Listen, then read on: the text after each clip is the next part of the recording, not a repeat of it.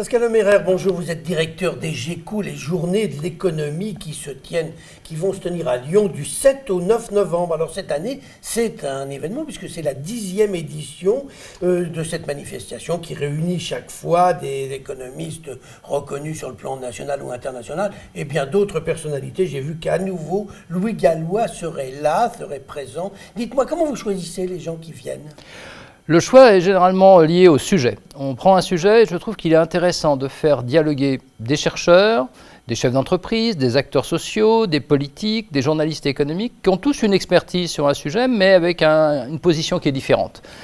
Alors cette année, le thème ? Alors là, on est sur retour sur le passé pour comprendre l'avenir, qui est en fait un peu le thème central qui va marquer ces 3 jours-là. Et si vous regardez bien, c'est d'ailleurs un thème qui, là, cet automne, est très présent. Tout le monde se dit, ça fait 10 ans que la crise économique de 2008 a commencé. Est-ce qu'on peut tirer les leçons de ce qui s'est passé en 10 ans? Est-ce que ça peut nous permettre un peu d'anticiper les stratégies à mettre en œuvre pour les 10 années à venir? Est-ce que les journées de l'économie débouchent sur quelque chose?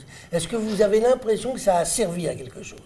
Alors je pense d'abord que ça sert un peu à décloisonner les mondes. C'était vraiment une ambition que j'avais au départ. Faire peut-être que des gens qui ne se parlent pas beaucoup, c'est pas si courant que les politiques, les chercheurs, les chefs d'entreprise, des acteurs sociaux, même des journalistes aussi, parlent ensemble d'un sujet. Donc ça, c'est la première chose. Et puis le fait qu'il y ait quand même plus de 12 000 personnes qui viennent, c'est que je pense qu'ils trouvent quelque chose, qui est un élément de bien-être. Je crois que mieux comprendre le monde dans lequel on est, ça permet à chacun d'agir plus facilement et de faire des choix. Pascal Lemaire, l'année dernière, vous aviez un prix Nobel.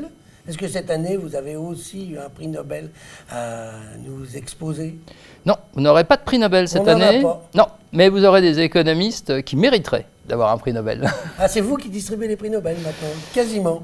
Vous savez, il faut se rapprocher de la Banque de Suède. Dites-moi, Pascal Lemaire, en jetant un coup d'œil à votre programme, alors j'ai vu qu'il y a une conférence très intéressante sur l'art, la domination, la magie et le sacré. En quoi la magie a un lien avec l'économie? C'est vrai que c'est un peu... Vous n'avez pas vu cette conférence? Non, je crois que là, vous êtes en train de confondre avec la conférence que j'ai animée avant-hier à Lyon 2 de Bernard Lahire. Voilà, donc... Ça n'a rien à voir. Ça n'a rien à voir? Non, non, alors ça, je ne sais pas où vous l'avez trouvé. Je l'ai trouvé sur votre site, mais c'est pas grave. Oui, oui, parce qu'on a fait, en effet, j'animais, c'est un sociologue, Bernard Lahire, oui, et qui est parti du tableau de Nicolas Poussin. D'accord. Donc la magie et l'économie, ça n'a pas grand-chose à voir? Si, encore que les économistes sont assez prestigieux. Ce qui est amusant, c'est qu'on a discuté de ce sujet, mais alors là, vraiment, qui est la rencontre dans les sciences sociales, entre les sociologues, les psychologues, les anthropologues, les historiens, les économistes. Ça, je pense que c'est très intéressant quand on arrive à éclairer un même sujet, chacun avec notre approche dans une discipline. Alors vous allez me dire si je me suis trompé encore et que c'était une autre conférence, j'en ai vu une sur l'économie du cannabis. Eh oui. Ça, c'est de la provocation pour le ministre de l'Intérieur qui se bat contre les trafiquants? C'est en plus des gens très sérieux qui ont proposé cette conférence. En fait, il y a eu un ouvrage qui est paru, qu'on a récompensé d'ailleurs, ici d'Emmanuel Auriol, et qui travaille sur l'économie des mafias, et qui essaye de dire, est-ce que les économistes ont quelque chose à dire d'utile pour lutter contre les mafias? Mais que ce soit sur le cannabis, que ce soit sur le populisme, que ce soit sur les écoquartiers, il y a une foule de sujets qui touchent vraiment la vie quotidienne et sur lesquels on peut montrer qu'en économie, au moins il y a une expertise qui peut servir simplement de réflexion pour ouvrir un dialogue. Ah mais c'est sûr qu'il existe une économie du cannabis et on sait très bien qu'elle fait vivre des quartiers. Oui, oui, oui. Mais la question, c'est du coup... on la remplace par quoi si on... Qu'est-ce qu'on fait et est-ce que le prix est un enjeu central du fonctionnement de cette économie?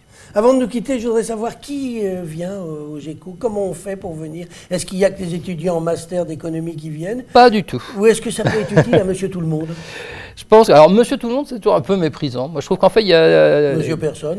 Il y a des citoyens qui, quand on regarde bien, c'est la diversité. On dit toujours grand public, mais le grand public, ce sont des gens, ce sont des publics très différents. Et vous allez voir qu'en fait, il y a des jeunes, il y a des lycéens, il y a des seniors, il y a des actifs.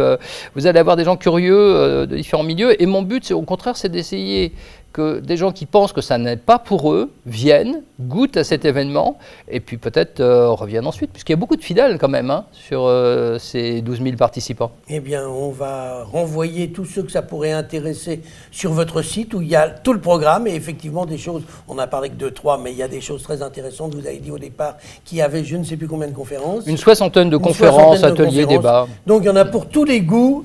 Pascal Merer, je vous remercie. Merci.